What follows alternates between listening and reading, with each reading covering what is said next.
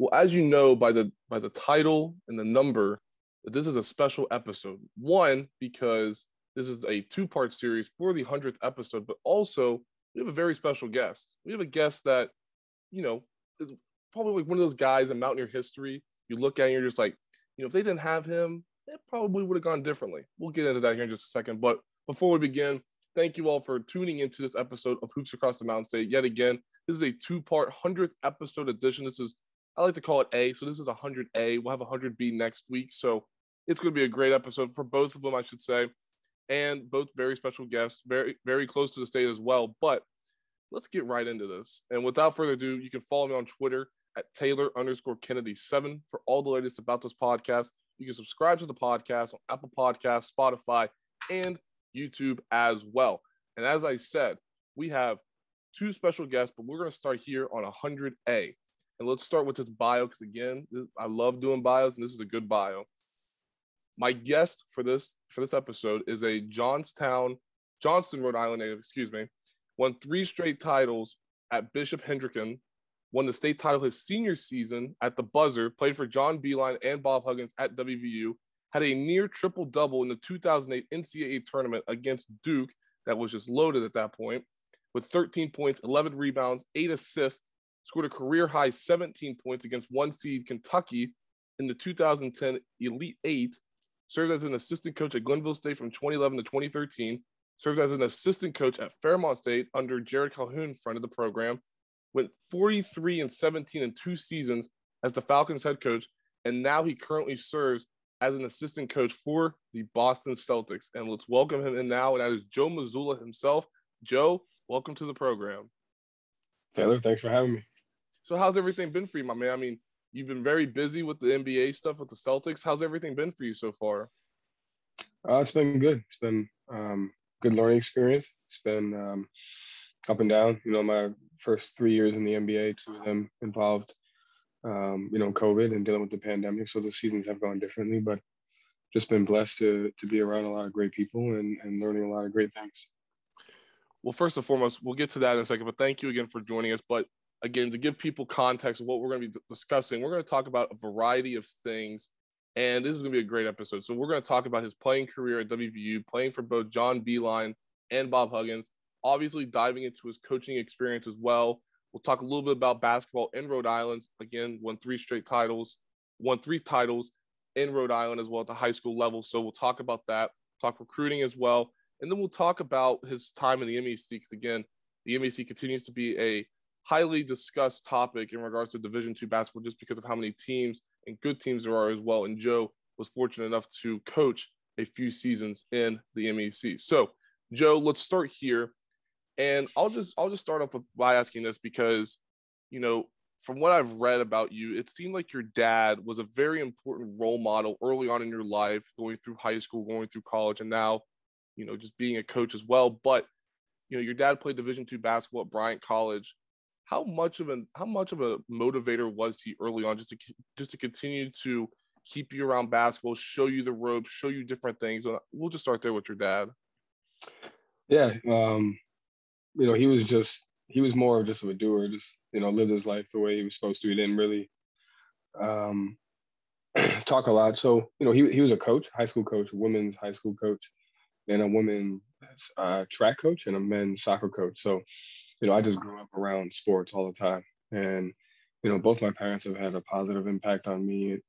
But when I went out, I always went out with my dad to his practices. When I got done with school, got dropped off at his practices. So, he just set the environment, so to speak, as far as sports being a huge part of our life. And, obviously I've had plenty of other family members who are also successful. So I think it's just more about being a product of my environment and a product of, how my dad and my mom, lived their lives and how we were raised.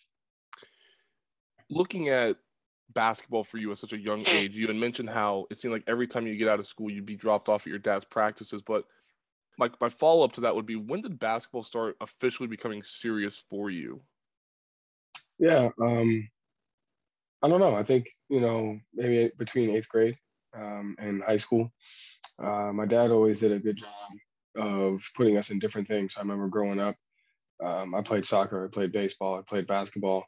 I did martial arts, and I just tried different things. And I think, sixth or seventh grade, my dad started coaching me in middle school basketball, and that's, um, when I really started to enjoy it. But at the time, it wasn't the only sport. I also played soccer, and for a long time, I liked soccer better.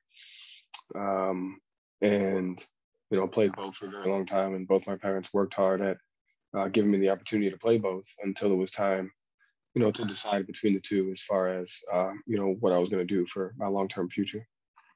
You just mentioned how you did martial arts. Am I correct when I say that you did martial arts? Yeah, but I was younger, maybe for like a year or two. Oh, okay. I didn't stick with it, but I always had a passion for it, and to the point where both my children are in it now. So I think it's important, and the time that I spent in that was very influential on me. Even to this day, I remember a lot of it. So it was important, and I think it's important, when you have kids to, urge them to do a lot of different things and be well-rounded. And my parents did that for me. Do you remember how the highest belt that you received? Do you remember what that was? It was either blue or purple. I can't, remember it, but I remember my sensei's name. I remember where the dojo was. It was like, half a mile from my house. And when I became a head coach, I actually picked it back up. And like I said, both my children are in it. So also urging them to do different things. So I think that's important for people nowadays. And what I now realize was important for me was the fact that my parents urged me to be well-rounded, to do a lot of different things. And that's kind of what I'm passing on to my kids now. I want to go back to something you had just said a few minutes ago, and that was you had to make the ultimate decision between soccer and basketball. When you looked at that, when you looked and sat down and you started writing out the pros and cons or just what would benefit you more, what played into that decision? Because you had mentioned how you love soccer, but basketball is always right there as well. What played into that decision? I was better at basketball. It was my comfort zone. Um, I knew it was going to take me somewhere. And, I played soccer just for the love of it, just to have fun. But I knew basketball was what I wanted to work at, what I wanted to do. And, obviously my dad, my cousin, my uncles all played basketball. And, it was just something that we felt like we were supposed to do was, carry on and play basketball. Okay, so then let me ask you this then. So growing up, you had mentioned how you started picking up basketball as a more serious sport around eighth grade, and then you ultimately get into high school. I've mentioned how you've won 3 titles, but what was basketball like in Rhode Island? Um, for me, I was fortunate because I lived near a gym. It's called Rhino Gym. It's like point 0.3 miles from the house, and my dad had a key, so I was always there. But it was also a community gym, and so there'd be men's leagues on Sunday afternoons, and there'd be pickup leagues at nighttime. So I would just go over and play in those leagues, and um, that would help me because I was playing against adults, and they were just beating the crap out of me, and so I just had to learn how to hold my own. I had to learn how to be physical and learn competitiveness, and that's what basketball was like in Johnston. It was more men's league, it was more pickup, a lot of pickup. And Rhode Island at the time, as I was going in the seventh or eighth grade, I think AAU is when it started to pick up a little bit. There were some AAU teams being developed. The first one I played for was Rhode Island Challenge. You had BABC, you had the Breakers. So, it's AAU started to kind of become what it is now, right around, that eighth grade. And that's kind of when things picked up for me. We'll talk about AAU here in a second because that's obviously going to tie into my recruiting questions. But, looking at your high school career, again, won 3 titles, I should say. But talk about your relationship with Jamal Gomes. I mean, I always feel like early mentors, like a high school head coach, always plays a pivotal role in how somebody grows in years to come. How much of an impact did he play into you, and just realizing that coaching may be there on the later on in life, but basketball is what I want to focus on. How much of an impact was Jamal? It was great. And anytime I do things like this, it's important to know that, we're a product of the people around us. And so, my parents did a lot for me, but I was also surrounded around a lot of great people and who poured into me, who spent the time. I always go back to the phrase, it takes a village. So Coach Huggins was, right in line with that, who he looked at me as more than just a basketball player, as a person, and he was able to, have hard conversations with me, hold me accountable, and just really taught me what it was to be a fundamental basketball player. So, I am where I am today because of the people who, sacrificed their time for me. And, Coach Gomes was one of the first to do that. And just his ability to teach, his ability to hold accountable, his ability to love, tough love. Still use a lot of the lessons from him today. I would assume in your junior and senior year, you were pretty much on cloud nine because, again, you hit a buzzer beater for your team to win that third title in high school. But give us a general overview of what recruiting looked like for Joe Mazzulla junior and senior year of high school. What did that look like? What did that consist of? How much of a factor was AAU? I know that's a lot of questions, but I feel like everything will be tied back together. What played into that?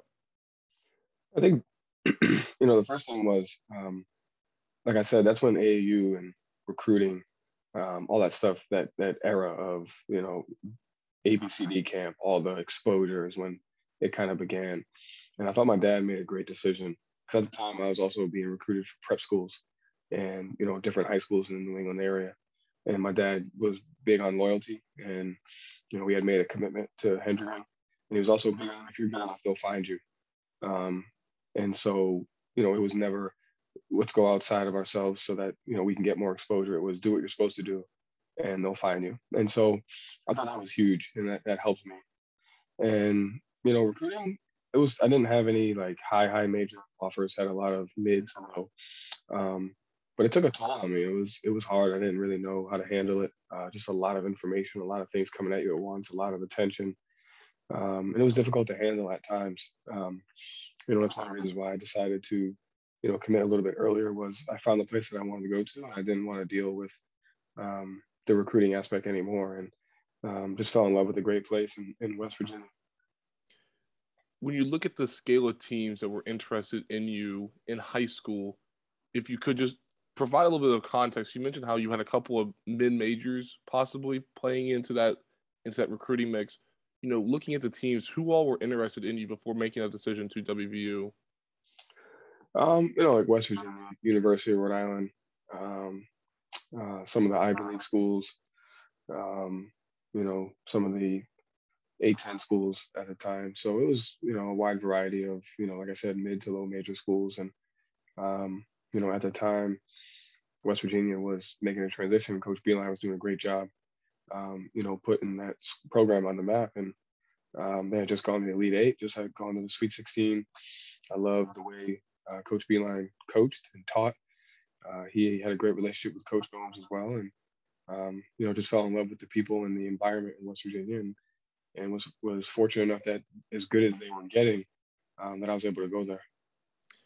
So that pretty much leads me into my next question, and that is on the lines of what you saw with WVU in the program. Before that, had you heard of WVU before you started getting recruited by Coach Beilein? I had never heard of him. The first time I got back, like I said, back in those times, recruiting, they sent a lot of mail. And so I got this, generic letter from West Virginia that had a toll-free number. And I had never heard of West Virginia at the time. And I just called the toll-free number and asked for Coach Beilein. And somehow I got him on the phone, but he didn't know who I was. So that's when I learned how recruiting worked. One of the assistants, obviously they're in charge of recruiting. And then if you get good enough, they bring you to the head coach. So I hadn't been brought to the head coach yet. And the assistant's name was Jeff Neubauer. And, so that's kind of how it started. And that's how I heard of West Virginia at first. So then walk me through this thing. So you mentioned how of all the schools, you felt the most at home when you got the WVU. So I'm curious, so let me ask you this before I ask that question. Do you remember your first visit to WVU? Yeah, we took a lot. Like my dad liked to travel. Our family liked to drive. So we had gone to a lot of unofficial visits to West Virginia. Had gone to games. They played in the Big East where there were a lot of teams in our area in Rhode Island. So we drove to a lot of away games. But yeah, I remember my visit, Darius Nichols, Mike Gansey, Frank Young, just people that had brought West Virginia to where it is today, where did a great job of building relationships and pouring into us and to the recruits, and because they wanted it to pass on. And so I felt like that was one of the biggest things, was the ability to make an impact on a program. The other part was just the passion of the fans in West Virginia.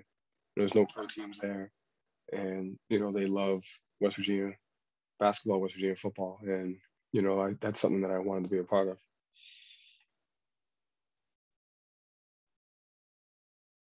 That's interesting because you brought up a lot of different names like Darius Nichols, Mike Gansey, guys like that. When you look at the guys that they had that were on that team that were pretty much just showing you around, letting them talk. Well, they were talking to you about the campus, talking to you about the program. How much did that mean to you, just being able to talk with such great figures in Mountaineer basketball history like those guys that you had just mentioned? I mean, at the time, they weren't really great figures yet. They were about to be. And like I said, during that window of recruiting, West Virginia was being put on the map, and they were becoming a nationally known program, because of that Elite Eight run and that Sweet 16 run, and just the way they played. And obviously, a few of the players were gaining that that attention. And like I said, it was just more about passing it on.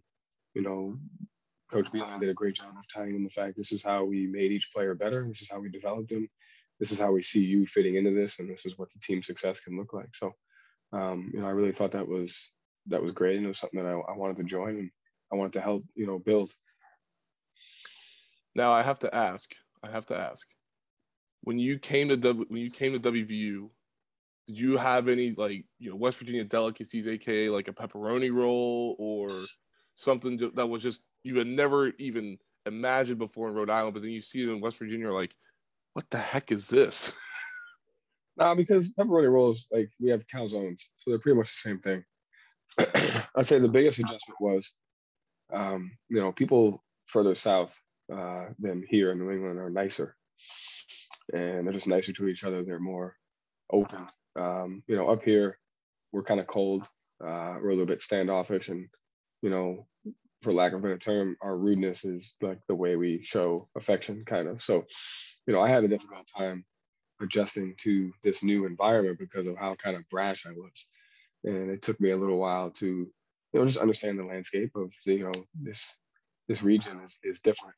But I grew to like it. I grew to understand it. It grew, and it helped me become a better person. But people definitely looked at me as if I was, an a-hole, for lack of a better term. They may still do, but up here that's accepted a little bit more. That's interesting. I never truly understood that. So I'm glad you provided light with that. So, looking at this freshman class that you were a part of coming into John Beilein's team, I mean, they lost a lot of key parts like Mike Gansey, like Kevin Pittsnoggle, like Patrick Beilein, all those guys. But here comes a solid freshman group. You got yourself, you got Deshaun, Wellington Smith, just to name a few of you. But early on, did you sort of sense that the three of you would be a part of something much bigger than what you guys probably anticipated? We had Johnny West and Cam Thurman and Jacob Green, Devin Bowwinkle. So it was a lot of us. Dennis Gay guy. It was 8 of us.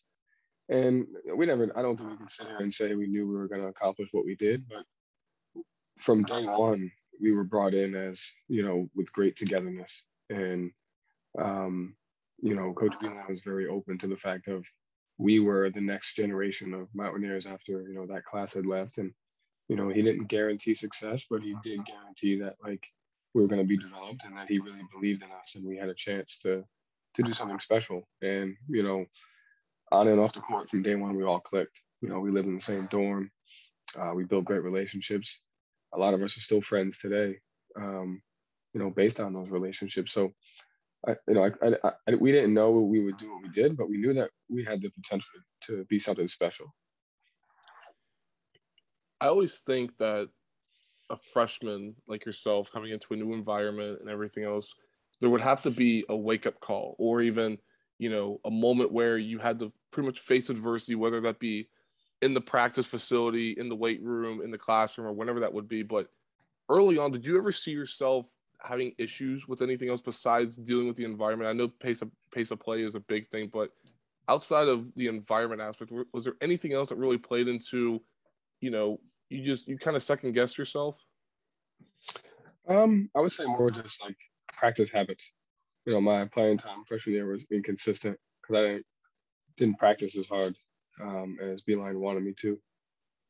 Also, learning how to navigate that chip on my shoulder that I had, it was just as much of a negative as it was a positive a lot of the times freshman year. So, that year was more about just learning what it meant to be a college basketball player.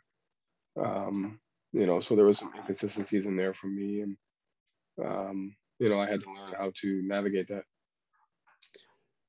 I always know that. Well, I know that when adjusting as well, there also has to be some key components or key figures as well that have also played a significant role in just allowing you to adjust as well. Looking at your first season in Morgantown, who were a few players that even helped you, or even coaches for that matter? Who were a few people within the basketball program that really helped you adjust, get comfortable, and just little things like that? Yeah. So the assistant that recruited me left before I got there, Jeff Neubauer, and the one that continued it was Mike Maker, and he ended up leaving to be a head coach at D3, and he was a great coach. So my relationship with him was big. Frank Young, he was a senior. He had just come off Elite Eight in Sweet 16, so he wanted to and do something special in his senior year. So he kept everybody in place. Rob Summers, Darius Nichols, who I played behind. So, there was a lot of people there that just wanted to leave the place better than they found it, and kind of held us accountable to it. No, you're fine. I would assume that between you and Darius Nichols, you guys were the left-handed people, so you guys were almost like a little fraternity within the basketball program. Because you guys, I know you guys left-handed people got to stay together. Am I right when I say that? For sure. Definitely. So I always find this fascinating as well because we'll talk more about your coaching career down the line, but looking at some of these guys that you've played with, Deshaun coached the season at Division II school here in West Virginia at Wheeling University. Yourself, you're coaching in the NBA. Darius Nichols, another guy that's now at Radford University. There's just a bunch of you all either within NBA organizations or on the sidelines at a collegiate school. But did you ever imagine early on that you would be where you are today? No. I think part of being where you're at today is learning how to,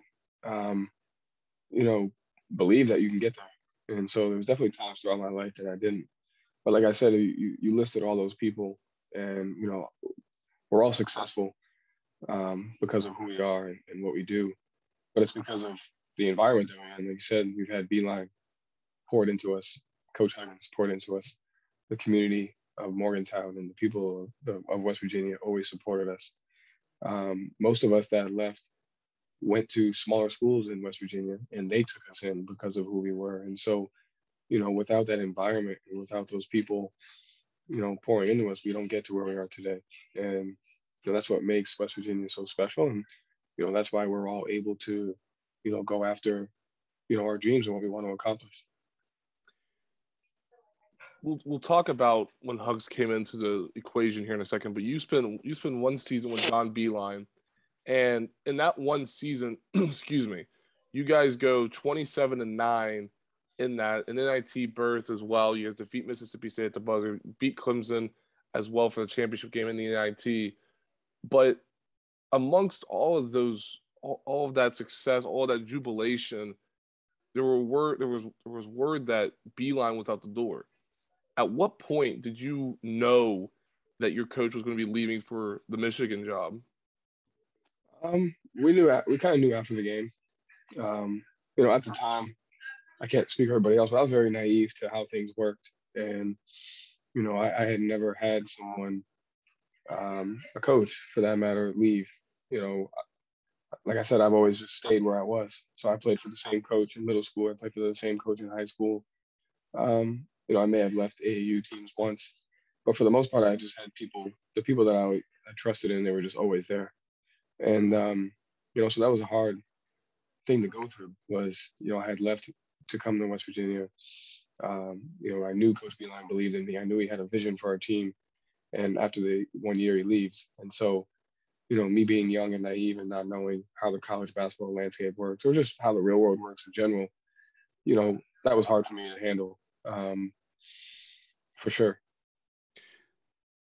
I know with the transfer portal nowadays, it seems like if a coach were to leave, it always seemed like he would bring a certain amount of players, or a certain amount of players would leave that program as well to follow where that coach was. Now, I would understand that your situation is different, but I'm curious, did the thought of ever transferring, due to the fact that Beilein got the job at Michigan, did the thought of transferring ever come across your mind? I mean, if it did, it lasted maybe, you know, an hour. I think it goes back to, my parents, what they told me was loyalty and, wherever you're at, you just figure it out. And so, between, those lessons and the freshman class, we had come in with 8, and the ones that stayed, we all decided that we were going to stay together. We had moved here. We had helped recruit each other for the most part. So we had built a relationship over, 2.5 years between high school and college. And, we just said whoever the coach is, they want us here, we're going to stay. And, we're going to finish what Beeline believed in us to start. And that was to, try and maximize our potential and our success and stick together. And so, we had made that commitment to each other. And a lot of it had to do with our relationships. And then a lot of it had to do with, what my parents taught me about, the grass isn't always greener. And wherever you're at, you just got to figure it out. So Beilein leaves for Michigan. You guys are in the offseason following an NIT championship. Insert Bob Huggins. Spent a season at Kansas State. Now he's a new head coach at his alma mater, home state as well. Do you remember your first time meeting Huggins? I always loved watching Cincinnati just because black and red was cool uniforms. They were sponsored by Jordan. They played with just a level of athleticism, competitiveness, toughness. So I knew who he was. I knew what he was about, but I had never met him. And he came in, and right off the bat, he reminded me more of my dad, and just the way that they communicated. Coach Beilein was a different level of leader. He led through positive reinforcement. He led through, teaching. Hugs led through. He was positive sometimes, but he led through just toughness, and he was trying to tell about yourself. And so that is what attracted me to really want him to stay if he had let me. And on our first conversation, he just said, if you don't play defense, you can't stay. And so I had a decision to make. Like, was I gonna become a defender? And was I gonna play harder? And so I just made that choice. How did you see yourself grow in those first few weeks with Huggins being the new head coach? I mean, the new sheriff in town. He said that if you can't play defense, then why bother being here? Lack of better words. But, how did you see yourself grow during those first few weeks with Huggins being the new head coach? Yeah, I mean, just responding to what he wanted. You're in a different environment. As much as Beeline and Hugs are different, they do have a lot of similarities. So it was just learning how to navigate this new environment. How was I going to separate myself? Anytime a new coach comes in, they're quote unquote always looking for their players. And, I thought Hugs did a great job of using the players that he had while also going out and finding some of his kind of players and molding those identity. And, I thought he did a great job in that. And in the meantime, I had to figure out where I was going to stand. At that time, we had some great talent, and I knew I wasn't talented. So he was right in the fact that the only way I was going to stay on the floor and make an impact was defense. And that's why I just made a commitment to learning how to be a better defender, learning the game, learning the scouting reports better. And that's kind of where I grew as a college basketball player. Exactly what kept me from growing my freshman year. I kind of learned and used that in my sophomore year and forward.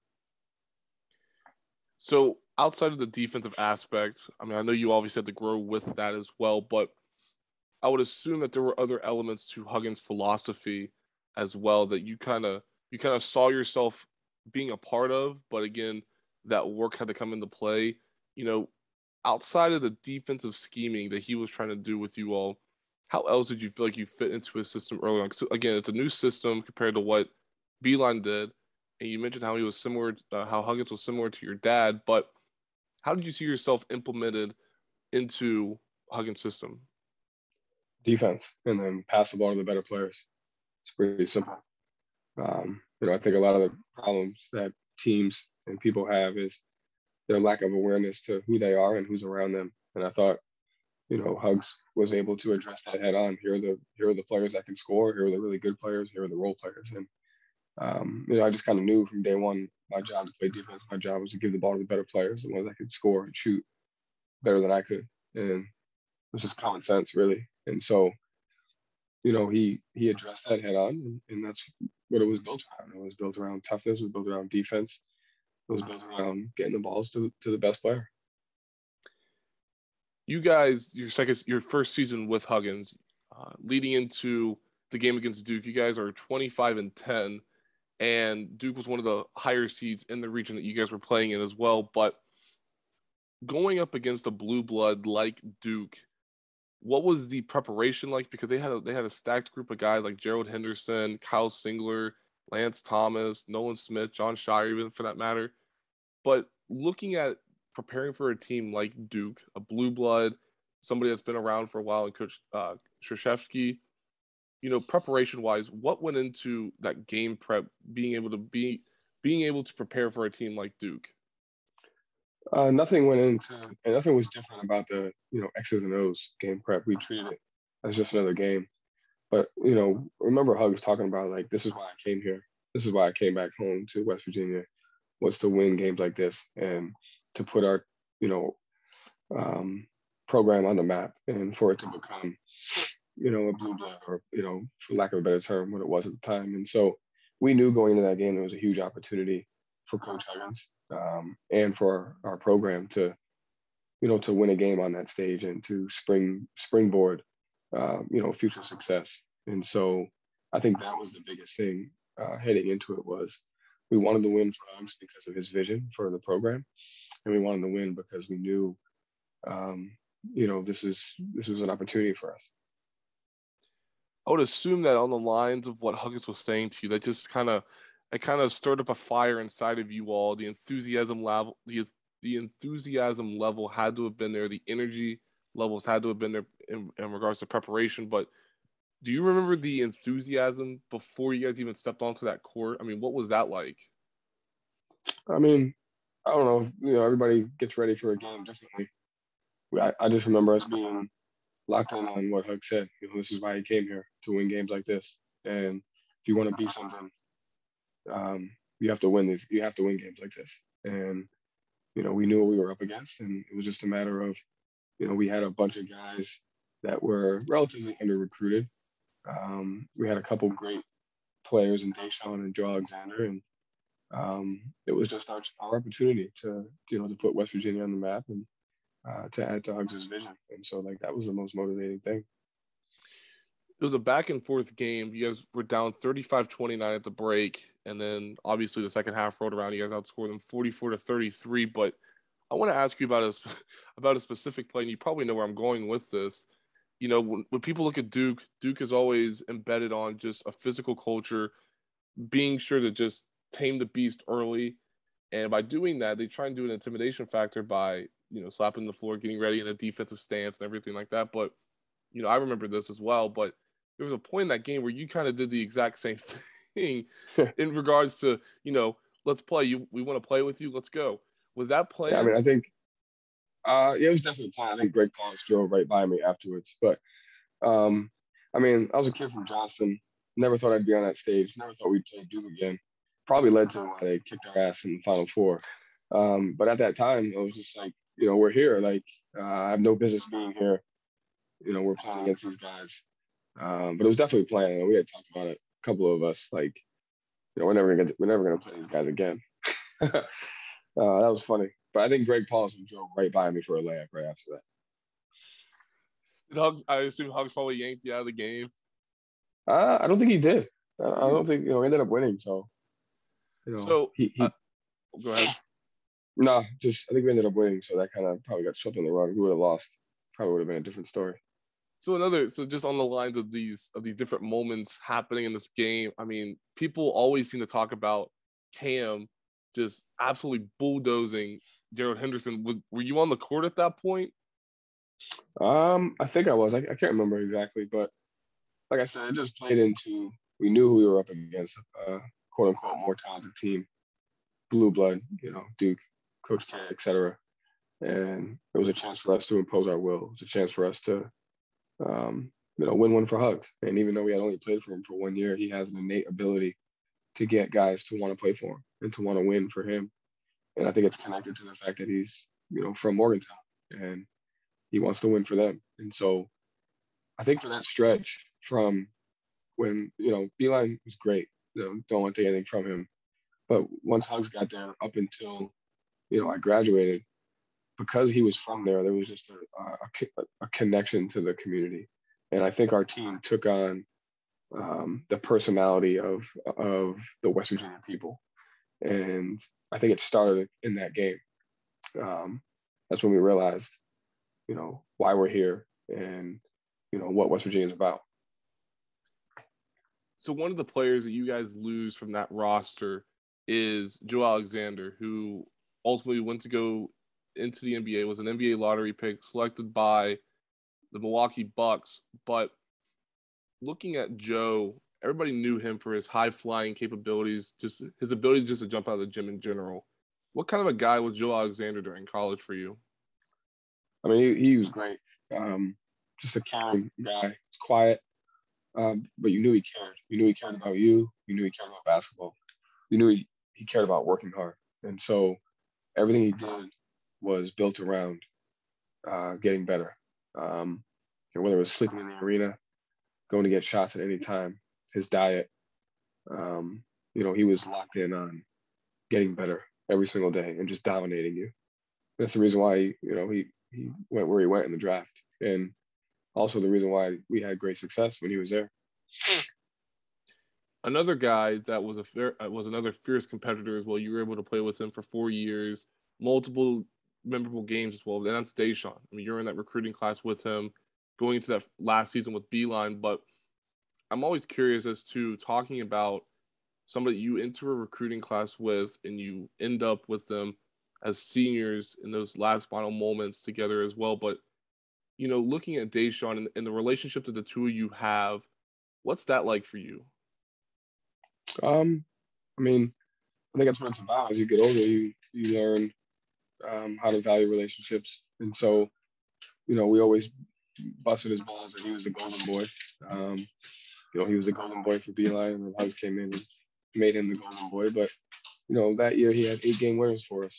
And, he was the best player on the team, but he was also the most selfless. And, he made you want to play with him and play for him. And so, it goes back to we knew where the ball was going at the end of the game. We knew he was getting the shot, but he was selfless about it, and he's just a great person. And he had that chip on his shoulder because he only had Rutgers, I think, and obviously Beilein took a chance on him, and he became one of the greatest players to ever play at West Virginia. And the best thing about him isn't how good he is at basketball; it's what type of person that he is. Going into your junior season, you go through a number change. You go from the number 3 to number 21. And I've spoken with a lot of different athletes before on their number changes. So I got to ask you the same question. What was your motivation behind going from number 3 to number 21, if anything? When I first got there, Frank Young had 21. 21 was my dad's number, so I couldn't have it. And then Ebanks was coming in, and he wanted number 3, and 21 was open. So I got my number back. He got his number, and then that was it. Okay, I'll take it. But that's just a good way to look at it. So let's talk about your junior season, because you go through something that a lot of athletes deal with, and that's an injury. And looking at that season, you play the first 6 games, you injure your shoulder against Ole Miss, you miss the next game against Cleveland State, then you're back against Davidson. In that moment against Ole Miss, did you sort of see your life flash before your eyes with that shoulder injury? I mean, I would assume it felt very, very odd because you probably had never felt that pain before. What was that like? I I mean, it didn't flash before my eyes yet. It did later. At that time, I was just trying to make sure we finished the game. I didn't really care about anything else except winning. We were playing against Andy Kennedy. We flew into Memphis and drove 2 hours, and it was like our first big road game of that season. And we were just like, we're not leaving here without a win. And so, on the plane back after the game, it was relatively painful, but I think the struggling part was we just didn't know what it was. We didn't know if it was a muscle. We didn't know if it was something structural. We didn't know. And, we didn't know till after the Davidson game what it was and, what we were going to have to do. And I would say after the surgery, during the rehab process, still had some ups and downs to start the next year. Again, life flashed before my eyes is a little severe, but definitely like an identity crisis about, is basketball going to be taken away? How am I going to handle this? How am I going to bounce back? So, that process at the time was really painful, more emotionally than physically. But it definitely, like, because of that, I was able, to learn a lot, and I'm grateful for that. Let's talk a little bit more about this injury for you, and let's stay along the lines of the mental process, because I would assume, and you can correct me if I'm wrong, but I would assume that that it took a mental toll on you, not being able to compete out there with your guys, not being able to play 100%. From a mental aspect, how did that affect you? Yeah, I mean, it was the first time that, for lack of a better term, I had lost to an injury. High school or anything like that. My dad was just like, you have to play through it, and this time I couldn't. And up until that point in my life, my identity has always been in sports. School always came relatively easy. I did what I had to do. But sports was who I was. And at that time, my identity was being questioned, and basketball was kind of taken away from me, and so it was hard. Like I said, it was hard more emotionally and mentally than physically. Am I going to be able to play again? Who am I if I'm not going to play basketball? And there are definitely some ups and downs, but you have to go through that process. And I'm grateful now that I did. How did Coach Huggins help you through that process? I mean, obviously, a lot of that would have to be individually, but also I would assume that Coach Huggins and his coaching staff as well had to have helped ease that pain mentally. I mean, they stuck with me. There were times when they definitely could have gave up on me, rightfully so, and they didn't. At the same time, it's when I really knew I was going to be a coach. And that point forward, that year we had started to kind of use some of the 1-3-1. I may have used it before, but Hugs he leaned on me as far as installing the 1-3-1. I saw the game from a different light, having to sit out all those games. I built a different type of relationship with my teammates.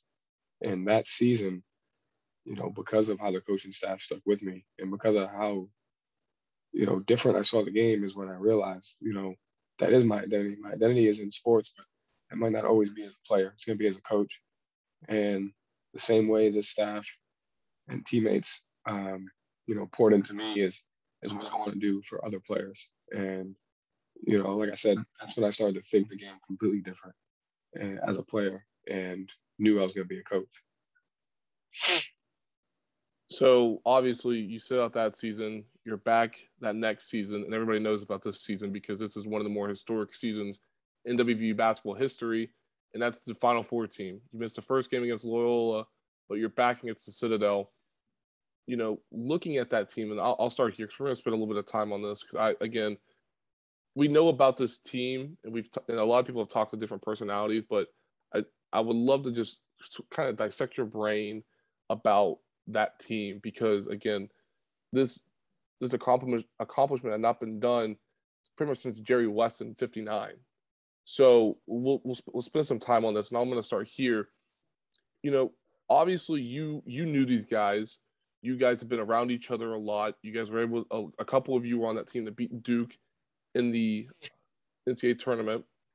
But at what point, either during the off season or in season, did you know that this team was built differently and built for much bigger and better things down the line? I mean, I don't know if we ever knew it. like I said, it goes back to when we decided to stay. Um, we had believed that we could accomplish something special. All the guys that decided to stay when Hugs came back and him keeping us. But I remember that season is like Hugs did a great job. Nothing was ever good enough, and so we didn't cherish the wins until after. And he just created this environment of this is one of the most talented teams we've ever had. Here's the standard. Here's the expectation. You got to go get it. And there's very few opportunities in your life to achieve greatness. And so for me personally, I can't speak for anyone else. We didn't really feel that this is the team until we won the Big East championship. Because Hugs kept us just locked in on the next day, the next practice. How could we get better? And so I love the way he did that. I'm grateful for it, but it was hard. But we didn't know it until it was over. You guys start that season 11-0, including wins over Texas A&M, Cleveland State, number 15 Ole Miss, Marquette, a shot that Deshaun hit at the buzzer. But that next game after Marquette, it's a Friday afternoon game on New Year's Day. And I remember this because the football team was actually playing Florida State as well in the Gator Bowl, because that was Bobby Bowden's final game as the head coach of the Seminoles. But you guys were on the road in West Lafayette at Purdue. And Purdue was ranked number 4 in the country. They had guys like DeJuan Johnson and Eachwan Moore as well. And you guys lose that game by 15, 77-62. And do you think that game served as a wake-up call for you all? For sure. I mean, we remember that game was on CBS. We just didn't, we didn't play the way we should have. We didn't respect the fact that we had a chance to be great. We didn't respect the fact that Purdue was great. And like I said, I can't remember all the full details of like what the next practice was like, et cetera. But just thinking on it, it had to have been, a wake-up call from us from the standpoint of like, we're this close, but if we want to get to where we want to go, we have to do this. And that's why I said Hugs did a great job throughout the season of just staying on us, wearing us down, not letting us get complacent, not letting us think we're better than what we are. Because as much talent as we had to win a lot of close games. There was a lot of games there that we could have lost that we ended up winning. And so, I think as I learn now, like what separates great teams, it's can they win close games? And, Hugs, just his relentless pursuit on us, I think, pretty much willed us to win a lot of those close games. You guys, I think for a lot of these, for older people listening to this, and even people my age as well, I mean, people remember, as you mentioned, the team with Kevin Pittsnogle and Mike Gansey and all them making it to the Elite Eight, how successful they were in the NCAA tournament as well. And then you guys come along, and it was almost a similar vibe, almost, I would feel like, or I would assume as well, just because, and you can correct me if I'm wrong, but you guys were rock stars on campus, if I had to assume. Am I correct when I say that? Yeah, I mean, it goes back to what we talked about. Like, we just became a part of the community. We became, the community supported us. They allowed us into their homes. They allowed us into their lifestyle. We had built this connection with the university and the community of what it is to be a Mountaineer.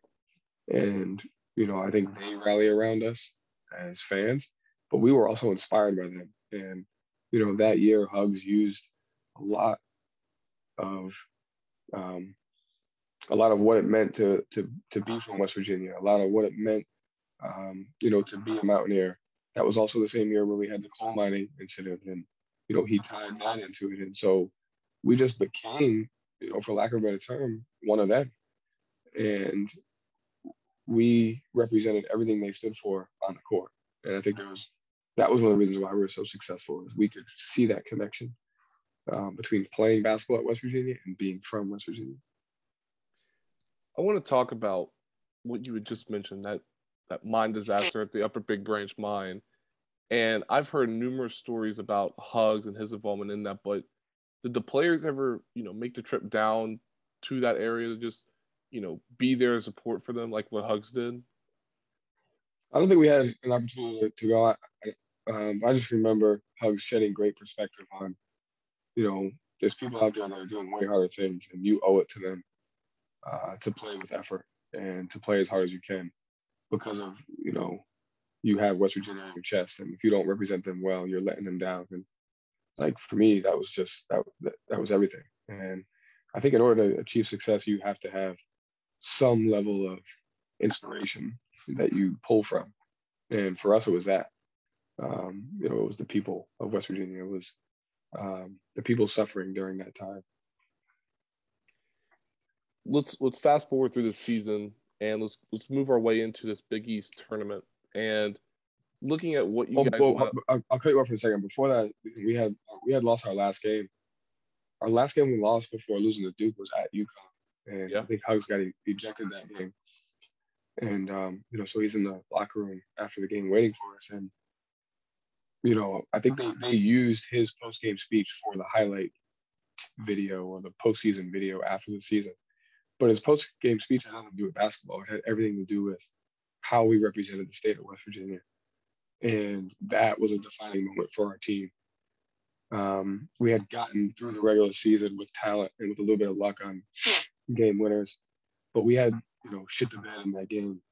And, now that we're talking about this, I specifically remember that speech in the locker room. And that's when he pretty much said, like, there's people out there fighting for their lives on a daily basis in West Virginia, and you pretty much let them down.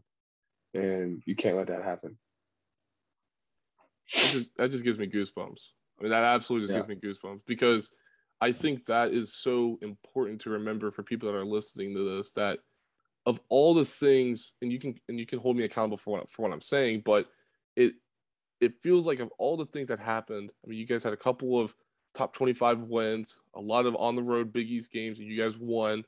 Obviously, we knew about Deshaun's success. We knew about a lot of everybody else's success as well. But the one thing that stuck out to you is a speech that your coach gave following a loss. I think that's so important to sort of pick out when talking about this Final Four team because, people do remember that speech, especially in his post game to the media as well. And that's a very good point. So I appreciate you shining light on that because, obviously a light flipped on for you all because you guys won 10 straight games, including, winning the Big East tournament. And looking at that whole tournament, obviously we knew about the magic that was in that, but going into that tournament, did you guys feel like you guys had something to prove? Yeah, I think so. I think, when you play for Hugs, he creates that environment of playing with a chip on your shoulder. Anytime you play for him, he always creates that mentality that, the world's against you and you have to play with that chip on your shoulder. And yeah, we definitely felt like we had something to prove, especially heading into the Big East tournament. So you guys win the Big East tournament. You guys defeat Georgetown, who had a very dominant team as well, led by Greg Monroe, who also became a lottery pick in that NBA draft that year. But looking at that selection Sunday, you guys are anxiously waiting to see where you guys would end up, who would be where, what seed you all would be. What were your emotions during that selection Sunday? Were you anxious? Were you excited? What was it? That was the first year where we knew we were in. I think the year before we were a 7 seed or a 10 seed when we beat Duke, and then the year before that we didn't make it.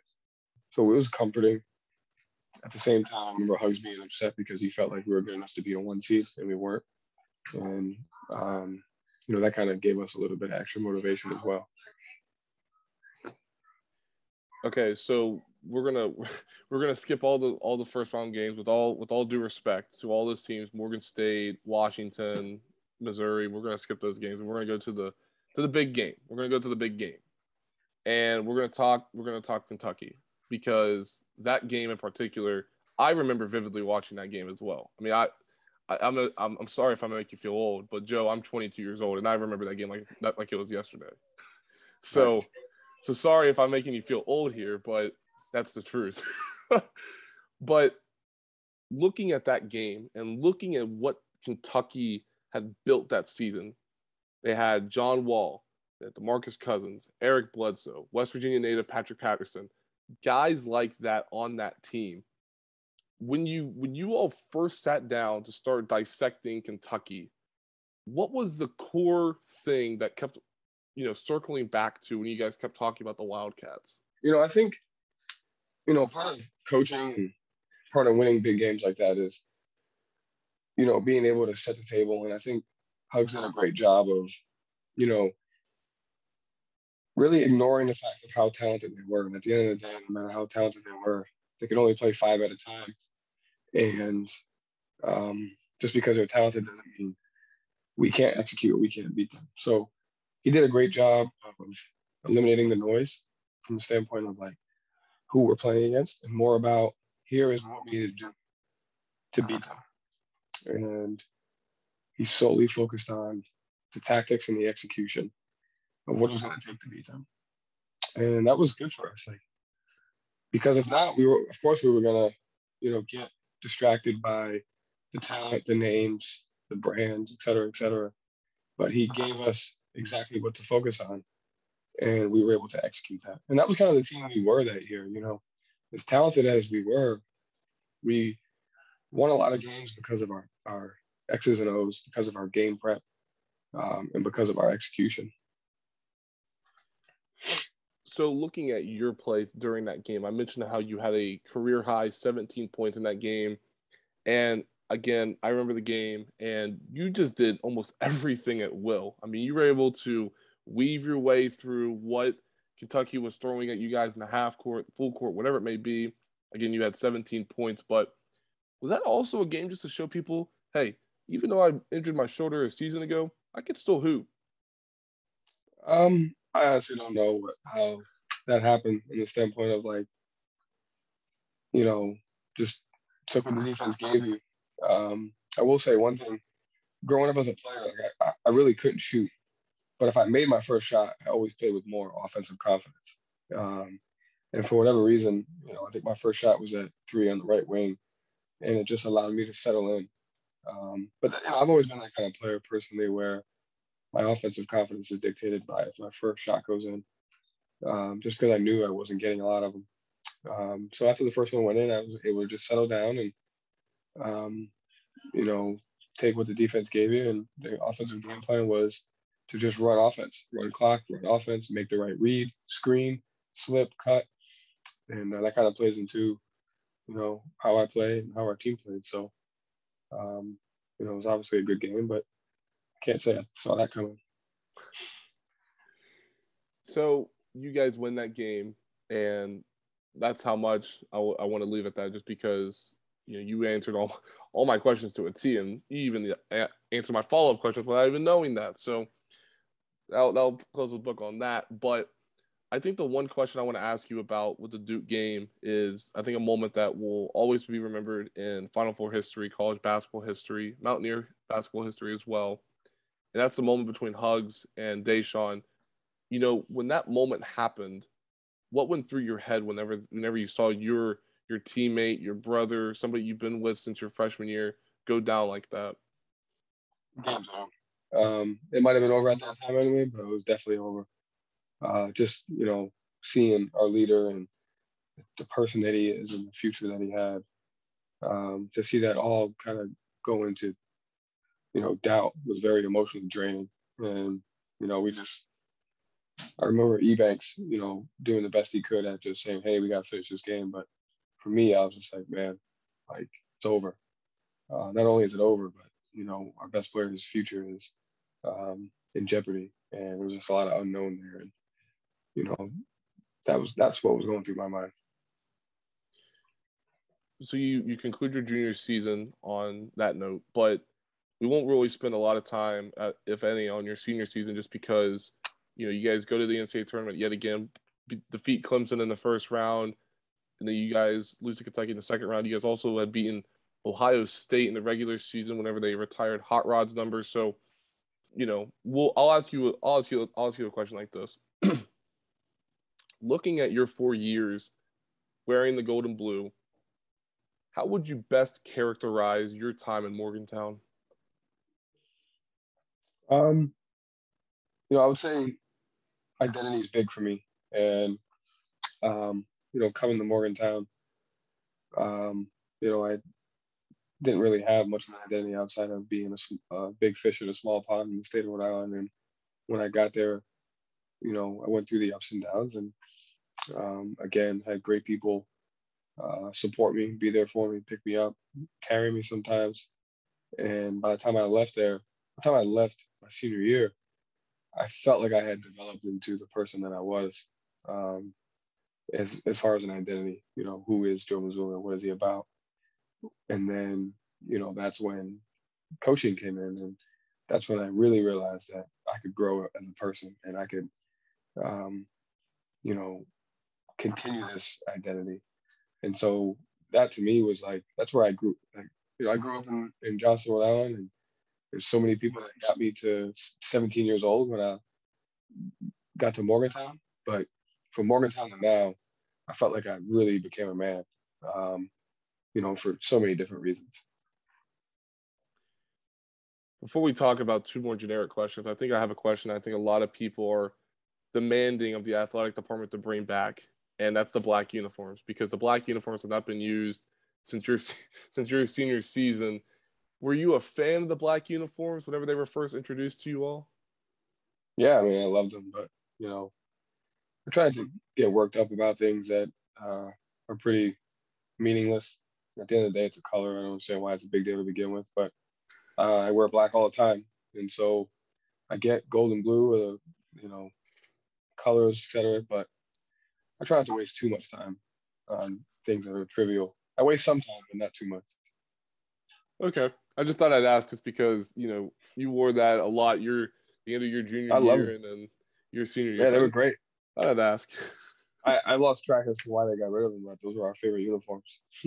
Really? Yeah, I mean, for me, they were for sure. Okay. I like that.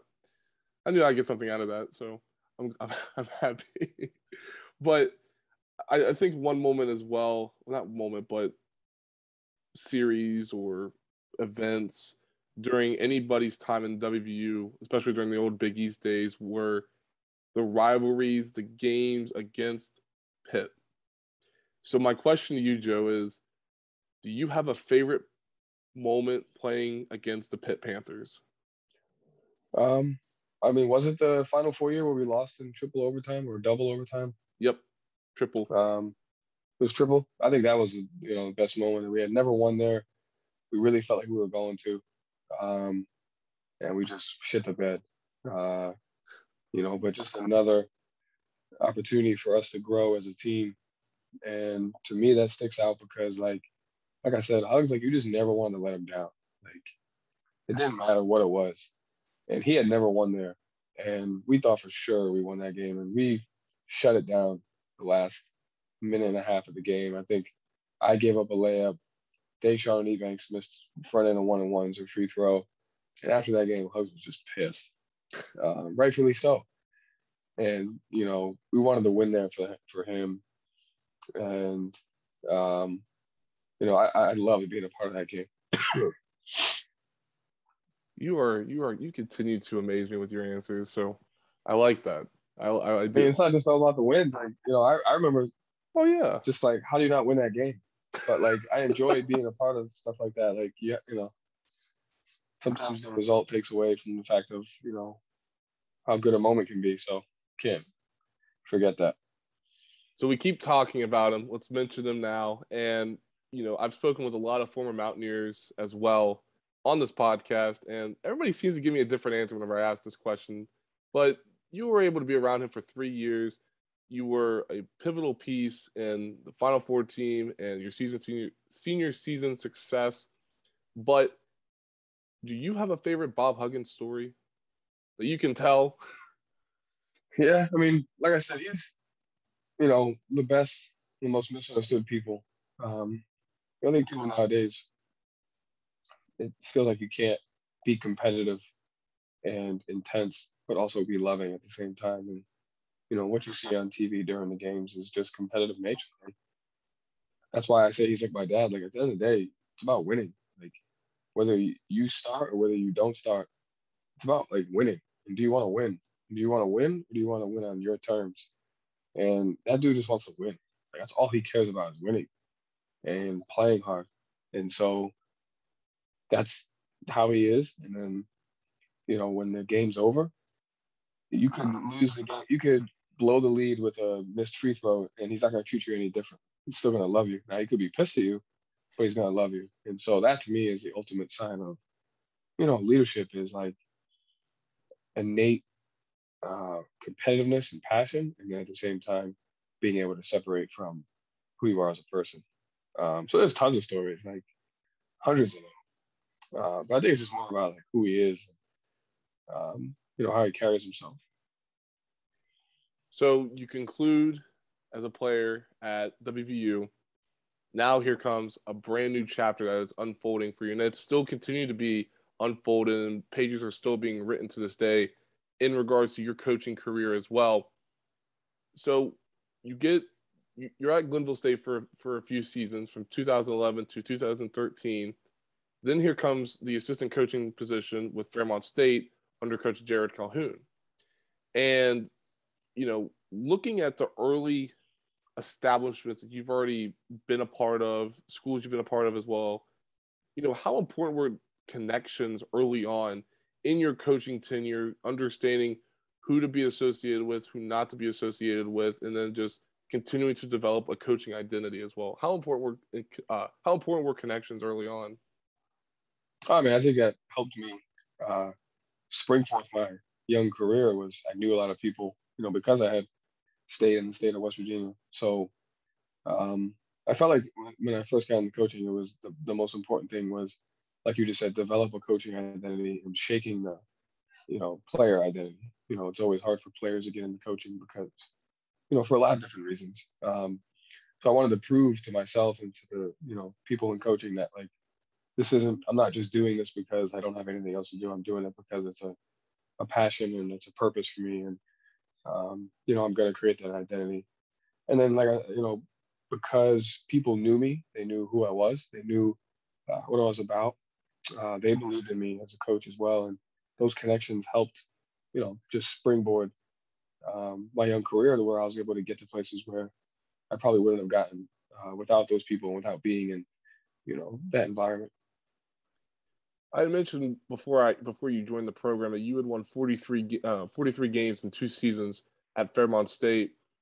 Similar question to the WVU question I asked when we ended that topic, and that is, looking at your short time with the Falcons, how vital was those how vital were those 2 years for you, being able to coach in a place 30 minutes down the road from Morgantown, one, but two, being able to get an early head coaching start at a school like Fairmont State? Yeah, I mean, it was vital.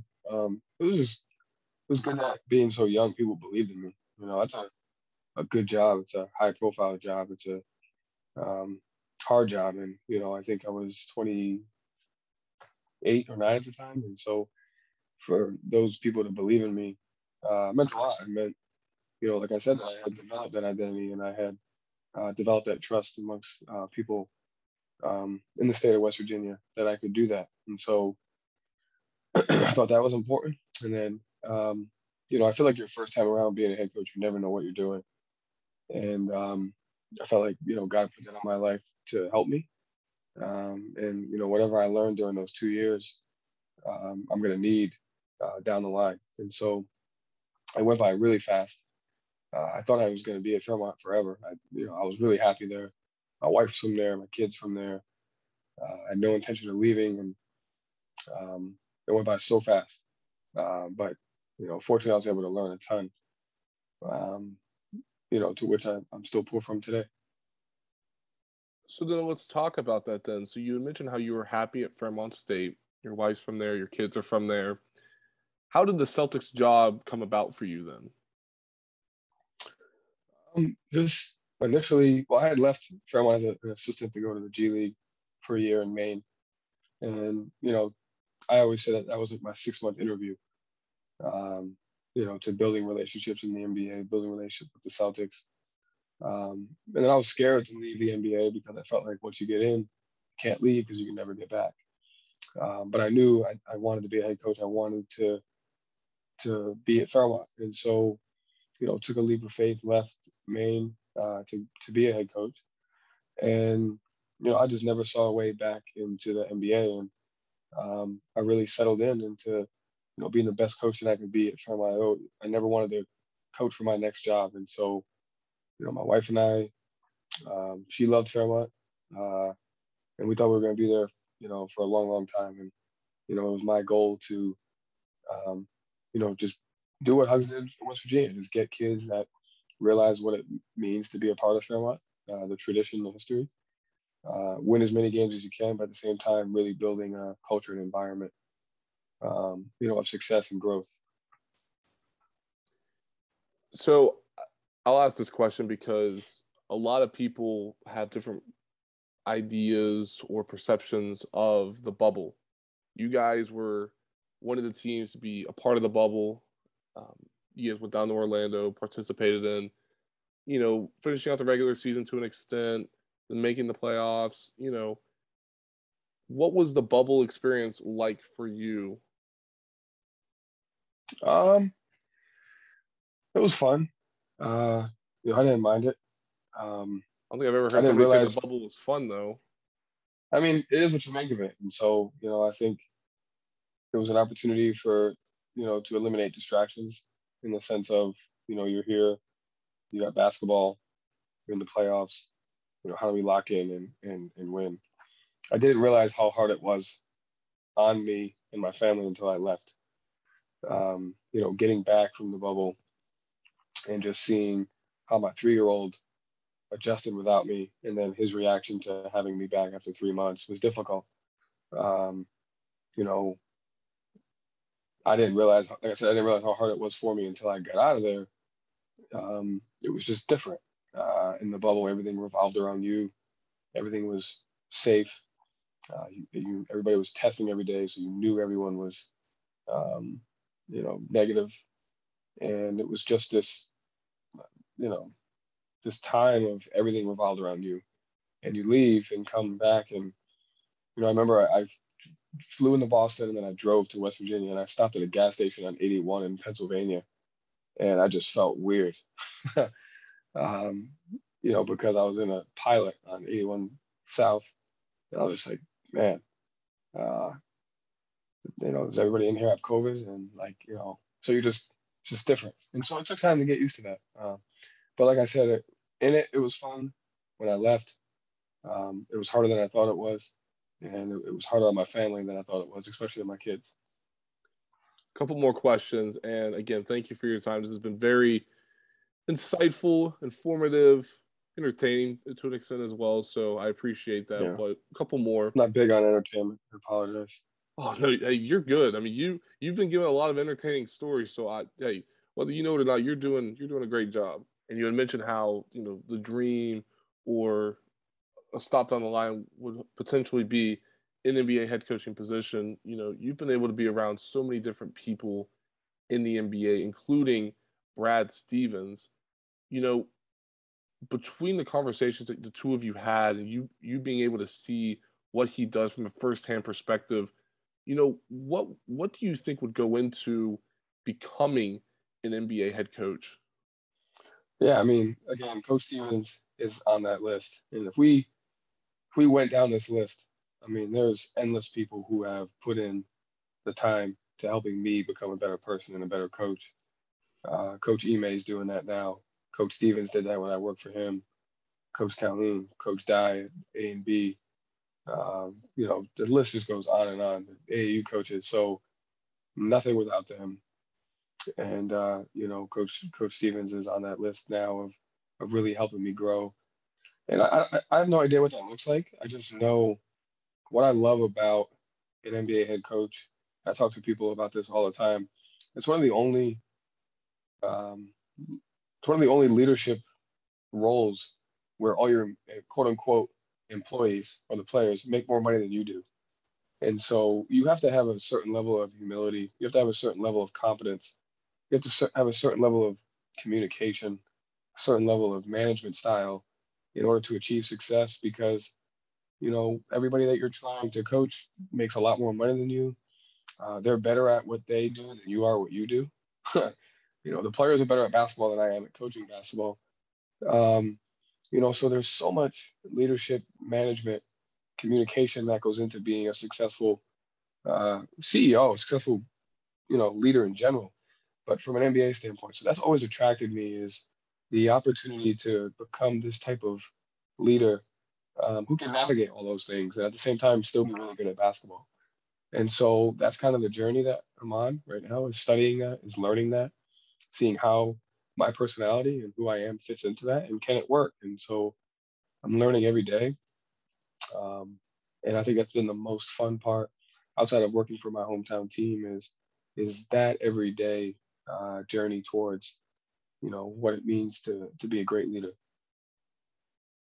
Well, Joe, again, I really do much appreciate your time. This was enjoyable. This was enjoyable because again, I've watched so many of your games whenever you play at WVU. So this was definitely a good moment for me. But also, I do appreciate you taking some time and doing this with me. Because again, I always feel appreciative whenever former Mountaineers like yourself just take some time with a little podcast like me and a guy like me that's just making his way like you are. So I appreciate that, and I wish nothing but the best for you and your family down the road as well.